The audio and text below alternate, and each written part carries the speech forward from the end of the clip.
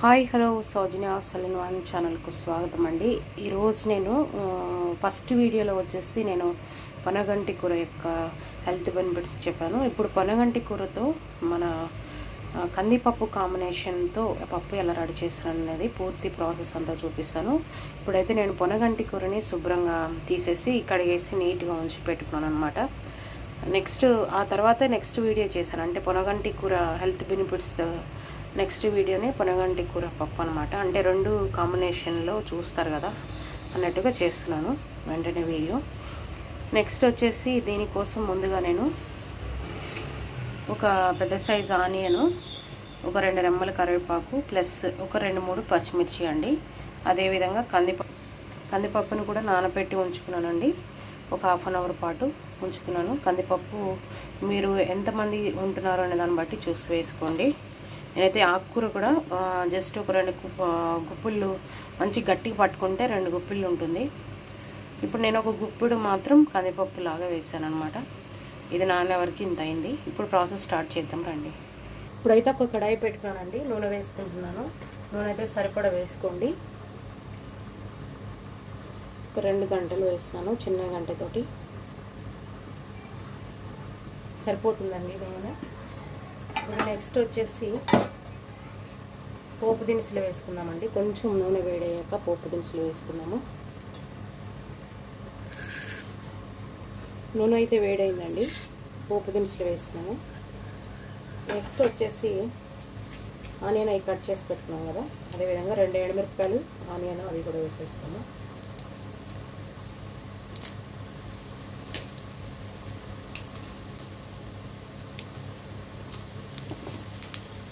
Next వచ్చేసి onion, పచ్చిమిర్చి కలుపుతాం.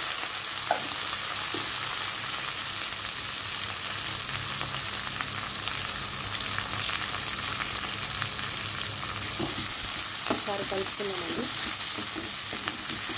వేగుతున్నప్పుడు సాల్ట్, పసుపు కూడా వేస్తున్నాము.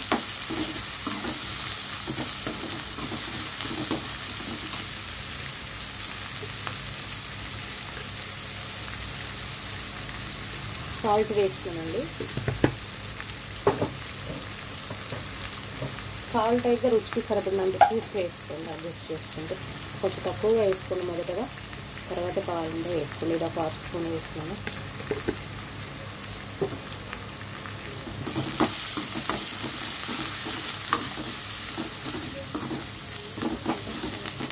కొంచెం ఉల్లిపాయ వేగనిద్దాము. వేగనిచ్చాక ఏం వేస్తానో చూపిస్తాను.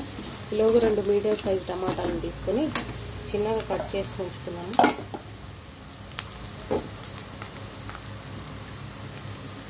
ఈ సైజు అయితే సరిపోతుందండి చిన్న టమాటాలు. కొంచెం చింతపండు కూడా వేస్తాము. ఇప్పుడైతే మనం ముందుగా నానబెట్టుకున్నాం కదా, కందిపప్పు వేసుకున్నాము. కందిపప్పు కొంచెం ఉడకాలి. ఇప్పుడు మనం కందిపప్పు వేసేసి కొంచెం సేపు మూత పెట్టేసి ఉడకనిద్దామండి.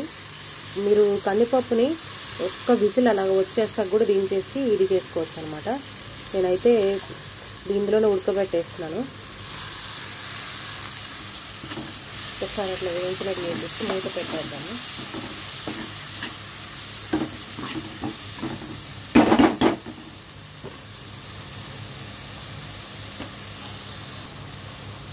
మధ్య మధ్యలో అడుగు అంటుకుంటూ ఉంటుంది, కలుపుతూ మీరు కావాలంటే మనం కందిపప్పు నానబెట్టాక నీళ్ళు వచ్చాయి కదా, శుభ్రంగా 2 టైమ్స్ కడిగేసి 3rd టైం వాటర్ పోసి పెట్టాను అనమాట. ఆ నీళ్ళు కూడా వేసేసుకోవచ్చు. పూర్తి సిమ్లో పెట్టి ఉడికించండి. ఇది ముగ్గుతూ ఉంటుంది. ఈ లోపల మనం ఏం చేద్దామంటే టమాటాని కట్ చేసుకున్నాము. అయితే ఒక్కసారి మూర్తి చెక్ చేద్దాం ఫ్రెండ్స్. మన పప్పు అయితే ఉడుకుతుంది. ఈ మూమెంట్లో మనము కొంచెం అల్లం పేస్ట్ వేసుకోండి. అల్లం పేస్ట్ బదులు మీరు అల్లము వెల్లిపాయలు కూడా ఇట్లా జస్ట్ క్రష్ చేసి కూడా వేసుకోవచ్చు. అది మీకు ఆప్షనల్ అండి, మీరు వేసుకోవాలనుకుంటే వేసుకోండి. ఇందులో మనము ఒకటే పచ్చిమిర్చి వేసాం కదా, ఇప్పుడు మనం సరిపడ కారం వేసుకున్నాము. కారం కూడా 1 స్పూన్ సరిపోతుందండి, ఎక్కువ సరిపోదు, ఏం పట్టదు. ఒక్కసారి ప్రాపర్ కలుపుతున్నాము. అడుగు అంటుకుంటూ ఉంటుంది. ఈ మూమెంట్లో మీరు కొంచెం ఒకవేళ మీకు అనిపిస్తే, నేనైతే ఇప్పుడు టమాటా వేస్తాను కాబట్టి అడుగేమంటుకోను. టమాటా కూడా మగ్గుతుంది, ఇది కూడా ఉడుకుతుంది. ఇలా ట్రై చేసి చూడండి. ఎప్పుడు డైలీ రొటీన్గా పప్పులో ఆకుకూర వేసుకొని తినడమే కాకుండా ఇలాగ ఒకసారి ట్రై చేసి చూడండి. ప్రోటీన్ అందుతుంది, ప్లస్ పుష్కలంగా మనకి విటమిన్స్ ఉన్నాయి కదా పొనగంటి కూరలో, అవి కూడా మనకి పుష్కలంగా అందుతాయి.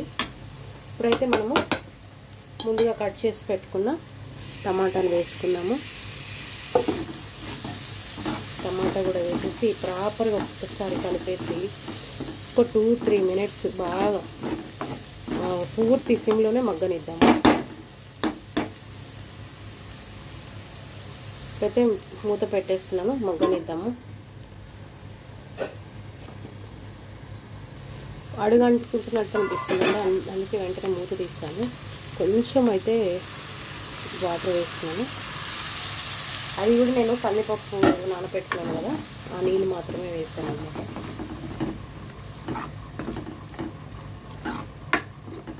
ఇప్పుడు దీంతో పాటు మనము కందిపప్పుని ప్లస్ టమాటాని బాగా మగ్గనిద్దాము. అది కూడా కందిపప్పు ఉడుకుతుంది, మన టమాటా కూడా మగ్గుతుంది అనమాట. ఇది మగ్గాక ఆకుకూర వేద్దాం. ఒక్కసారి మూత తీసి చెక్ చేద్దాము. టమాటా అంతా మగ్గిపోయింది. ఇప్పుడు మన పప్పు కూడా దగ్గర ఉడికింది. ఇంకొక 10% అలా ఉడికితే మనకి సరిపోతుంది. అది ఆకుకూరతో ఉడుకుతుంది. ఇప్పుడు మనము ముందుగా మంచిగా కడిగేసి శుభ్రంగా నీట్గా కడిగేసి పెట్టుకున్న ఆకుకూరను వేసుకున్నాము. ఇలా చేయడం వల్ల మనకి హెల్త్ బెనిఫిట్స్ చాలా ఎక్కువగా ఉంటాయండి. అంటే ఆకుకూరను ఎక్కువసేపు ఉడికించకూడదు కదా, లాస్ట్ ఫైనల్గా ఆకుకూర వేసుకోవాలి. జస్ట్ ఒక 2-3 మినిట్స్ మగ్గనిద్దాము, ఆ తర్వాత కలుపుతాము. ఒకసారి మూత తీసి చెక్ చేద్దామండి. మన ఆకుకూర అయితే దగ్గరకు అయిపోవచ్చింది.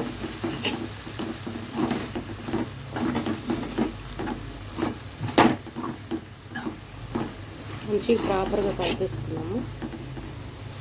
నెక్స్ట్ ఇప్పుడైతే మనము ముందుగా నానబెట్టుకున్నాం కదా చింతపండుని, జస్ట్ కొంచెం అండి, ఎంత అంటే చూడండి ఇంతనే, ఇంత చింతపండు సరిపోతుంది. ఆల్రెడీ టమాటా వేసాము, తక్కువ క్వాంటిటీ కాబట్టి చింతపండు రసం కూడా మనకి తక్కువే పడుతుంది అనమాట. ఒక్కసారి ప్రాపర్గా కలిపేసి మూత పెట్టేద్దాము. ఉప్పు అవి చెక్ చేసుకోండి మూమెంట్లో.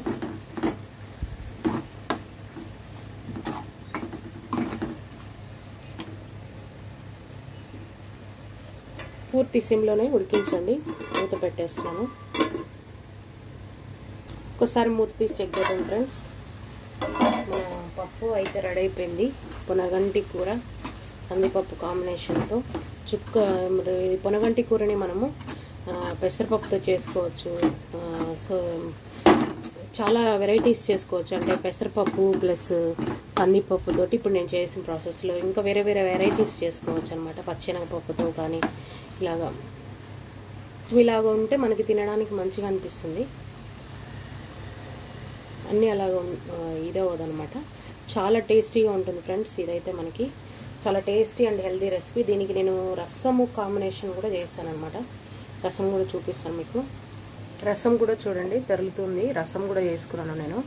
ఈ రెండు కాంబినేషన్ అయితే సూపర్ ఉంటుంది ఫ్రెండ్స్. రొట్టెకైతే మాత్రం ఆకుకూర అచ్చం సరిపోతుంది. నేను అన్నంతో తింటాను కాబట్టి ఈ రెండు కాంబినేషన్ చేశాను అనమాట. అంతే ఫ్రెండ్స్, ఈరోజు ఈ పొనగంటి కూర వీడియో కానీ మీకు నచ్చినట్లయితే, కందిపప్పు కాంబినేషన్లో వీడియో కానీ మీకు నచ్చినట్లయితే లైక్ చేయండి ఫ్రెండ్స్, షేర్ చేయండి, సబ్స్క్రైబ్ చేసుకోండి. థ్యాంక్ యూ ఫర్ వాచింగ్ అండి.